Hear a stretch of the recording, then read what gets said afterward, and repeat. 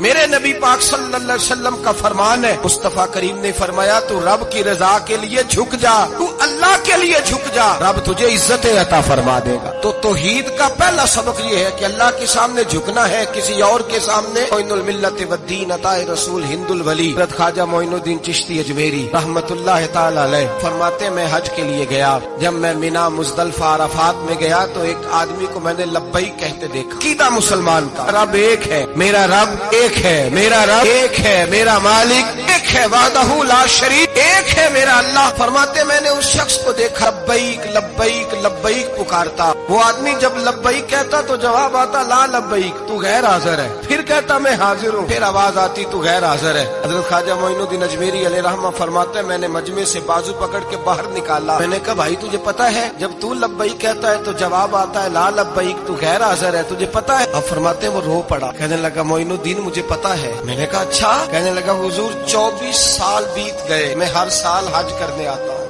یہ میرا 24واں حج ہے، ہر سال آ کے کہتا ہوں لبیک لبیک، میں مصطفیٰ کریم کا وسیلہ لیے حاضر ہوں، لبیک لبیک۔ یہ بے نیاز ہے، ہر سال مجھے کہتا ہے لا لبیک، نہیں تو غیر حاضر ہے، ہر سال کہتا ہے۔ خواجہ صاحب فرماتے ہیں اس کی بات سنی تو میرے وجود کے رونگٹے کھڑے ہو گئے۔ میں نے کہا پھر تو ہر سال آ جاتا ہے، ہر سال ہی آ جاتا ہے، 24 سال ہو گئے ہر سال۔ فرماتے اس نے توحید بیان کی تو میری چیخیں نکل گئیں، میدان عرفات میں کھڑے ہو کس نے توحید کا اعلان کیا تو میرا وجود تڑپنے لگا، آہیں اور سسکیاں نکلنے لگیں۔ کہنے لگا معین الدین ایک ہی تو رب ہے، یہاں نہ ہوں تو کہاں جاؤں، تو کوئی اور رب بتا دے میں وہاں چلا جاتا ہوں، اب ہے ہی ایک، کہیں اس کے دروازے پہ رکھے تب بھی ٹھیک ہے، نہ رکھے بھی اس کی بے نیازی ہے یہی، کہاں جاؤں، اس کے دروازے پہ جھکوں، یہی میرا مالک، یہی میرا خالق، یہی میرا رازق۔ خواجہ صاحب فرماتے میں وہاں کھڑا تھا، عاطف غیب سے آواز آئی معین الدین تو پیچھے ہٹ جا، یہ میرا اور میرے بندے کا معاملہ ہے، تو اس کے بیچ نہ آ،